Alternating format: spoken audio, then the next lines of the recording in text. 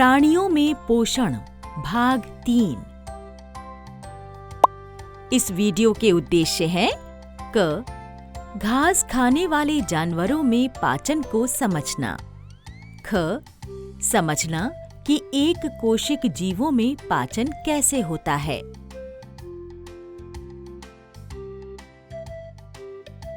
नमस्कार दोस्तों, कैसे हैं आप सब? हमने पिछले वीडियो में मनुष्य की पाचन प्रक्रिया के बारे में समझा था। भोजन के स्वाद से लेकर पाचन तक का सफर कितना लंबा और मजेदार होता है। क्या आपने कभी किसी गाय को जुगाली करते हुए देखा है? क्या एक कोशिक जीव जैसे अमीबा में पाचन प्रक्रिया होती है? आइए इस वीडियो के माध्यम से इन्हीं प्रश्नों के उत्तर ढूंढते हैं। दीदी, इन गायों को देखो, मैं इन्हें रोज देखता हूँ। ये रोज ऐसे ही अपने मुंह में खाना चबाती रहती है। क्या ये सारा दिन कुछ खाती रहती हैं? हाँ रवि, अगर कोई इन्हें देखेगा तो स्वाभाविक सी बात है, ऐसा ही सोचेगा। इस प्रक्रिया को जुगाली कहते हैं। गाय और अन्य घास खाने वाले जानवरों की पाचन प्रक्रिया मनुष्य से अलग होती है। अच्छा, वो कैसे? चल रवि, रामू काका की गौशाला में चलते हैं। वह हमें विस्तार से समझा पाएंगे। हाँ, ये तो बहुत अच्छा सुझाव है दीदी।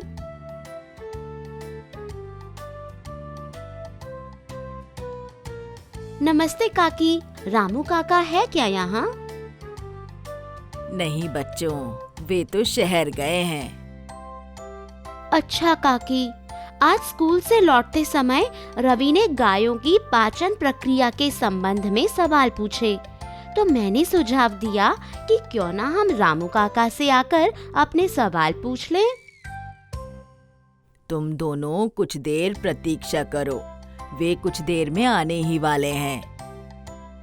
ठीक है काकी, धन्यवाद। क्या हम गायों को चारा खिला सकते हैं? हाँ जरूर बच्चों, आओ मेरे साथ। काकी रानी और रवि को गायों को चारा डालने के लिए लेकर जाती हैं। अरे ये देखो दीदी, ये गाय कैसे जुगाली कर रही है। हाँ रवि, चल जब तक रामू काका आते हैं हम काकी से पूछते हैं। उन्हें ज्यादा पता होगा क्योंकि वह गायों के साथ रोज समय बिताती हैं। हाँ दीदी, चलो उनसे पूछते हैं। अरे ये देखो, यहाँ रामू काका की गौशाला में गाय की पाचन प्रक्रिया का एक चित्र भी लगा हुआ है। काकी, क्या आप हमें इस चित्र के बारे में बता सकती हैं? रानी बिटिया, इस चित्र में दिखाया गया है कि गाय क्या क्या खाती है। घास, भुट्टा, हरी सब्जियों के पत्ते आदि। देखो दीदी, हमने जो घास डाली थी वह ये गाय खा भी गई। रवि देख, वह घास को जल्दी से निगल लेती हैं। आओ बच्चों, यहाँ बैठ जाते हैं। मैं तुम्हें समझाती हूँ। घास निगलने के बाद गाय उसे अपने आमाशय के एक भाग, जिसे रूमेन कहते हैं, वहाँ इकट्ठा कर लेती है। अच्छा, मनुष्य की पाचन क्रिया में रुमेन नहीं होता है ना काकी? हाँ, सही बोल रहे हो रवि। रूमेन में भोजन का आंशिक पाचन होता है। इस आंशिक पचे हुए भोजन को जुगाल कहते हैं, जिसे अंग्रेजी में कड भी कहते हैं। ये जुगाल बाद में छोटे छोटे टुकड़ों के रूप में फिर से मुंह में लाया जाता है। यहाँ देखो, जैसे इस चित्र में दिखाया गया है। अच्छा, तभी इसे जुगाली करना कहते हैं। गाय इसी कट को चबा रही होती है। ऐसे जीवों को रूमिनेंट या रोमनथी कहते हैं, है ना काकी? बिल्कुल सही रानी। गाय, भैंस और हिरण जैसे घास खाने वाले जंतु रूमिनेंट या रोमनथी कहलाते हैं। घास में कौन से पदार्थ होते हैं काकी? मनुष्य तो घास नहीं खा सकता, है ना? घास में सेलुलोज होता है। क्या सेल्यूलोज? ये क्या होता है काकी? सेलुलोज एक प्रकार का कार्बोहाइड्रेट होता है। बहुत से जंतु जैसे मनुष्य सेलुलोज का पाचन नहीं कर सकते हैं। तो क्या गाय जैसे घास खाने वाले जंतुओं में कोई विशेष भाग होता है जो सेल्यूलोज का पाचन करता है? क्या रवि के प्रश्न का उत्तर मैं देने की कोशिश करूं काकी? हाँ रानी बिटिया, बताओ। रवि, गाय के आहार नाल में क्षुद्रांत्र और बृहदांत्र के बीच एक थैली जैसी संरचना होती है, जिससे अंधनाल कहते हैं।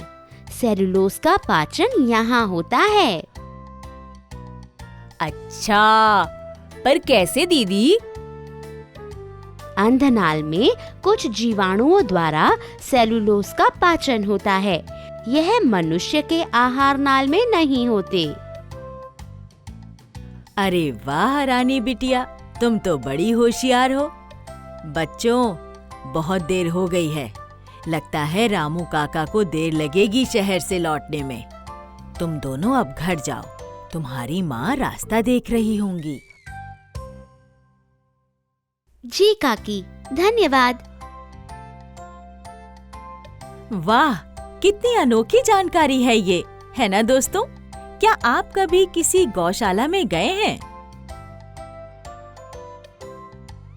क्या मैं आपकी विज्ञान की ये किताब देख सकता हूँ दीदी?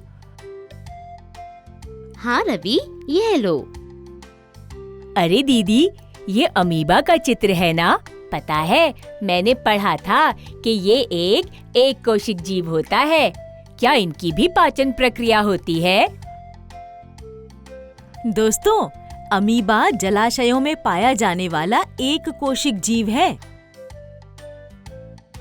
हाँ रवि, अमीबा और अन्य एक कोशिक जीवों में भी पाचन प्रक्रिया होती है।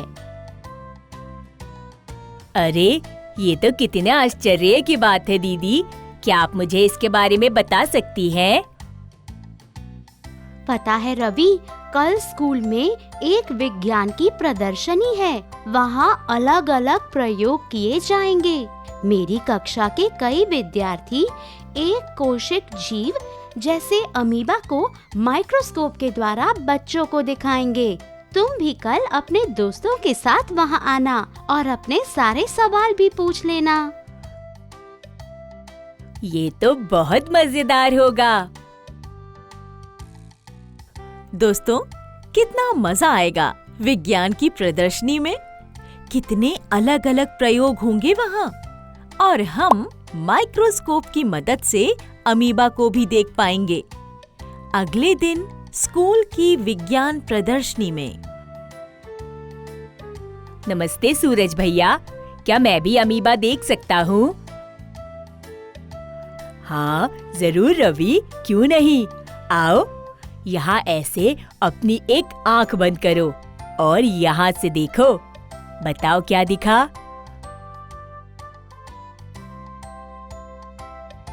अरे वाह, ये तो बिल्कुल उस किताब के चित्र जैसा है जो मैंने कल रानी दीदी की किताब में देखा था। सूरज भैया, क्या आप मुझे अमीबा की पाचन प्रक्रिया के बारे में बता सकते हैं? हाँ रवि, जरूर। अमीबा जो है वो नदी, तालाब और अन्य जलाशयों में पाया जाता है। यहाँ देखो, इस पोस्टर में अमीबा की पाचन प्रक्रिया दिखाई गई है। पता है, अमीबा सूक्ष्म पौधों और प्राणियों को खाता है जो पानी में तैरते हैं, जैसे हम मुंह से खाते हैं और इस प्रक्रिया को अंतर्ग्रहण कहते हैं। वैसे ही अमीबा में भी इस प्रक्रिया को अंतर्ग्रहण कहते हैं। लेकिन भैया, अमीबा का तो मुंह नहीं होता, तो वह खाता कहाँ से है? रवि, अमीबा निरंतर अपनी आकृति और अवस्था बदलता रहता है। देखो, एक बार फिर माइक्रोस्कोप से उसकी अवस्था देखो।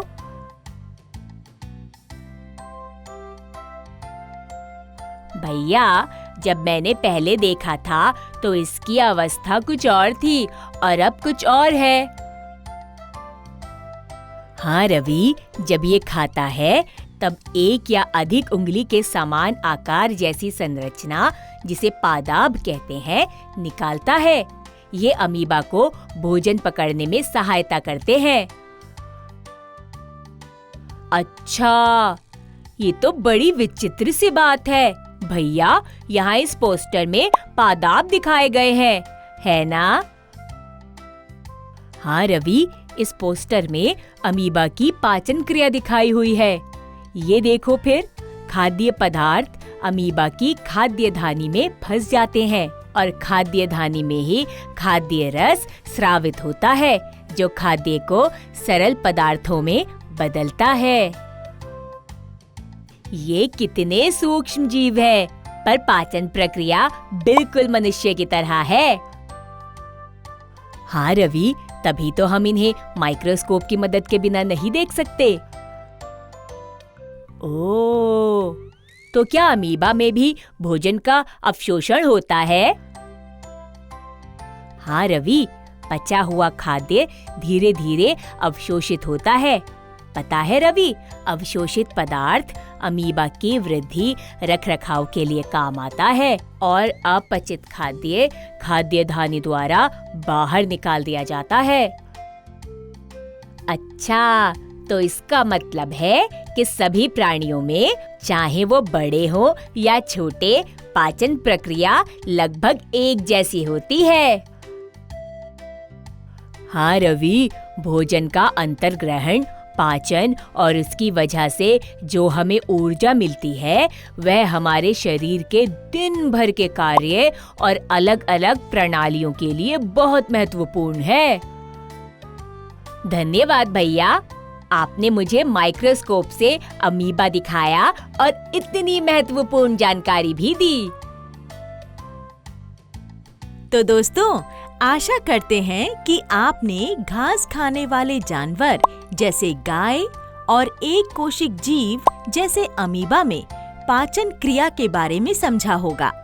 अगली बार जब आप किसी गाय को जुगाली करते हुए देखेंगे तो आपको पता होगा कि वो ऐसा क्यों कर रही है। चलिए दोस्तों, अब हम अगले वीडियो में मिलेंगे।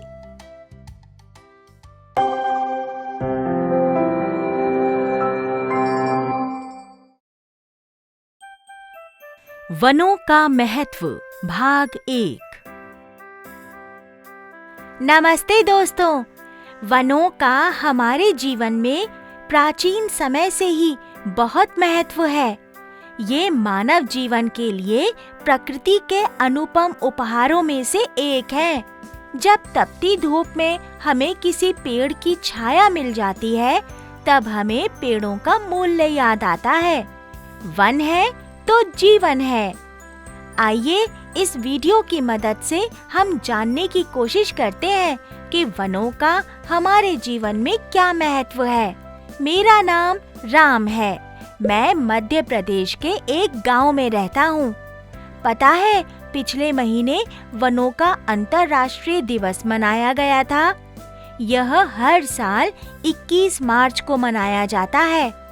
हमारे स्कूल में बच्चों ने इसी विषय पर कई कविताएं लिखी, पोस्टर लगाए और पता है, सबसे मजेदार बात यह थी कि हम सबको हमारे स्कूल की तरफ से 2 दिनों के लिए छत्तीसगढ़ राज्य के वनों में जाने का मौका मिला। वैसे तो हम सब ने अपने गांव के पास वाले वन देखे हैं, पर ट्रेन में अपने दोस्तों के साथ जाने का मौका बहुत ही दिलचस्प था। यह हमारे जीवन का बहुत ही अनोखा अनुभव था।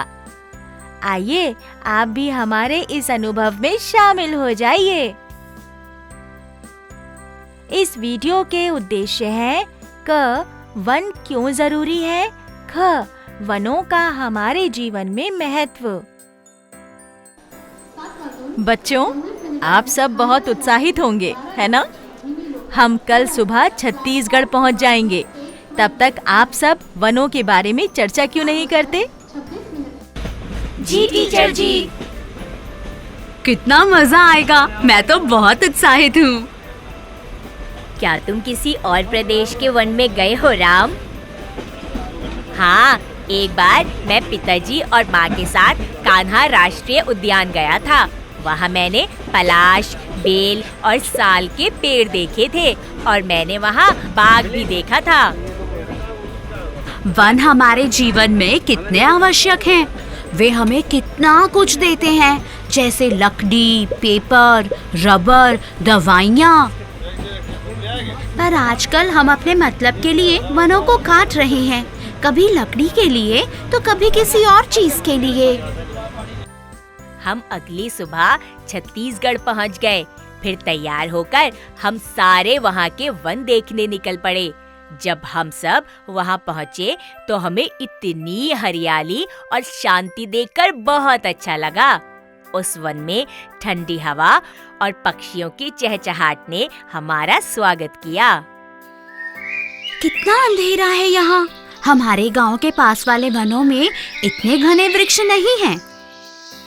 पेड़ों की पत्तियों ने एक छत जैसी बना ली है और सूरज के प्रकाश को अंदर नहीं आने दे रही है।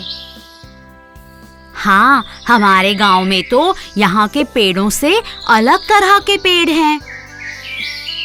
हमने पिछले साल अलग अलग तरह के वनों के बारे में पढ़ा था, याद है? हाँ, याद है। सदाबहार वन, पतझड़ी वन, पर्वतीय वन। वह देखो, बांस। यह तो मैंने केवल किताब या टीवी पर ही देखे हैं। और यहाँ देखो कितने कवक उगे हुए हैं। कितनी विचित्र बात है, वनों में जीव जंतुओं से लेकर विशाल पेड़ एक साथ रहते हैं और एक दूसरे पर आश्रित भी हैं। ऐसा लग रहा है कि यहाँ मेरे रंगों के डिब्बे के सारे हरे रंग दिख रहे हैं। हरे रंग के इतने सारे रूप मैंने एक साथ नहीं देखे। नमस्ते सर। बच्चों, ये रूपक सर हैं। ये यहाँ के वन अधिकारी हैं। ये हमें इन वनों के बारे में और जानकारी देंगे। नमस्ते बच्चों, आओ हम वन के थोड़ा और अंदर चलते हैं। ध्यान रहे कि धीरे चलना और धीमे बोलना। हाँ, हमें वन की शांति को भंग नहीं करना चाहिए। सर, क्या कोई जंगली जानवर होंगे? क्यों राम, डर लग रहा है क्या? नहीं नहीं, वैसे हाँ, थोड़ा डर तो लग रहा है। अरे नहीं बच्चों, डरो नहीं। जानवर वन के बहुत अंदर रहते हैं। हम सब यहाँ रहने वाले आदिवासियों से मिलेंगे। ये कौन से पेड़ हैं सर? बच्चों, ये तेंदू और महुआ के पेड़ हैं। ये इन वनों की खासियत है। नमस्ते, हम इस वन में अलग अलग पेड़ और पौधे देखने आए हैं। नमस्ते, मेरा नाम टाका है। आप सबका हमारे वन में स्वागत है। तुम यह क्या कर रहे हो टाका? आज शाम को हाट लगने वाला है। मैं यहाँ से इमली और पतल लेने आया हूँ। माँ और पिताजी हाट में दुकान लगाते हैं। क्या हम भी आ सकते हैं हाट में? हाँ जरूर, आप सब मेरे साथ चलो। ये सब माँ को देकर मैं आपको अपना जंगल दिखाता हूँ। तुम्हारे घर पर कितनी सुंदर चित्रकारी है टाका। ये सब तो मेरी माँ करती है। मुझे भी ऐसी चित्रकारी करनी आती है। टाका, क्या तुम स्कूल जाते हो? हाँ, आज हाट लगता है ना, इसीलिए छुट्टी है। मैं पास वाले गांव के स्कूल में जाता हूँ। यह अचानक पक्षियों की चहचहाहट क्यों सुनाई दे रही है? ये तो जानवर और पक्षी एक दूसरे को चेतावनी देते हैं। टाका, तुम्हें यहाँ वन में डर नहीं लगता? नहीं, वन तो हमारे मित्र हैं। ये हमारी रक्षा करते हैं और हम इनकी। क्या तुम लोग अपनी रोजमर्रा की जरूरतों के लिए किसी पास के गांव में जाते हो? हमें वनों से काफी कुछ मिल जाता है, पर हम पास वाले गांव से अपनी जरूरतों का सामान ले आते हैं। मेरे पिताजी बहुत अच्छी शिल्प कला करते हैं। वे अपने हाथों से बनाई हुई मूर्तियां पास के गांव में बेचते हैं। कई आदिवासी फल और सब्जी बेचते हैं और कई को तो जड़ी बूटियों का बहुत ज्ञान है। वे बीमारियों का इलाज करना जानते हैं। क्या यहाँ पर कभी भी बारिश हो जाती है टाका? हाँ, तुम्हें पता ही होगा कि वन वर्षा लाने में सहायक होते हैं। वृक्षों की जड़ें मिट्टी के कणों को बांध कर रखती है। इसी की वजह से कई सारे प्राकृतिक आपदाएं जैसे बाढ़ से ये पेड़ हमारी रक्षा करते हैं। हमारे गांव में इतनी वर्षा नहीं होती, वहाँ पतझड़ी वन है। अच्छा, वहाँ के वृक्ष कैसे होते हैं? वे वृक्ष अपनी पत्तियाँ सर्दी और गर्मी के मौसम में गिरा देते हैं। हमारे क्षेत्र में वर्षा कुछ महीनों तक होती है। हमारे लिए तो ये वन हमारा घर, हमारा सब कुछ है। आओ, मैं तुम्हें और आगे ले चलता हूँ। अरे ये क्या? वहाँ उस तरफ पेड़ क्यों नहीं दिख रहे हैं?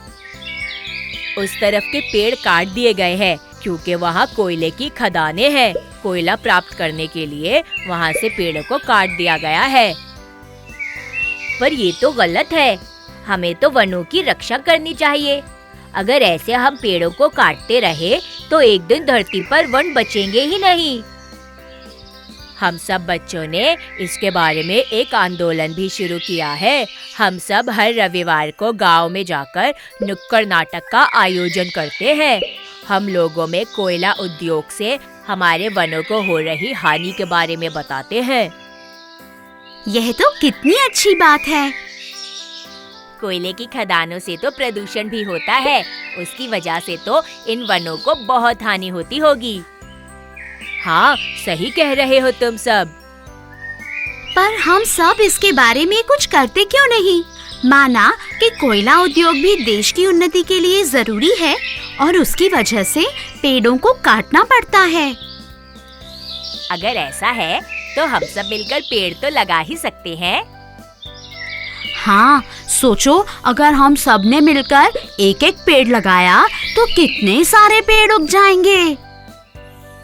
हम सब ने तो इस वन में पेड़ लगाओ अभियान शुरू किया है।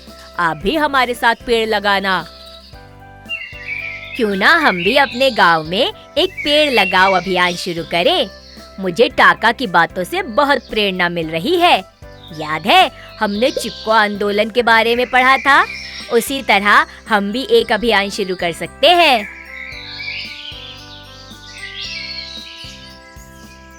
और सोचो कि अगर हम अपने इस पेड़ लगाओ अभियान को भारत के हर क्षेत्र में पहुंचा दें तो क्या होगा?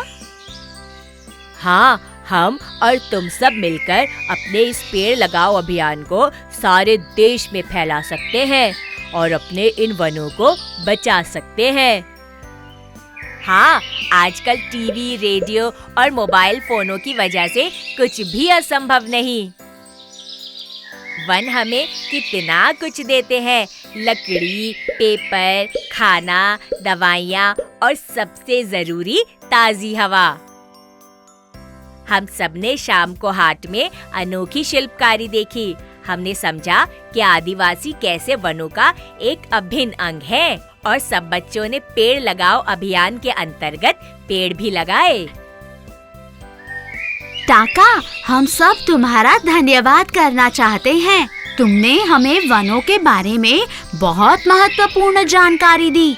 कोयला उद्योग के कारण वनों को जो हानि पहुंच रही है उसके बारे में भी हमें पता चला।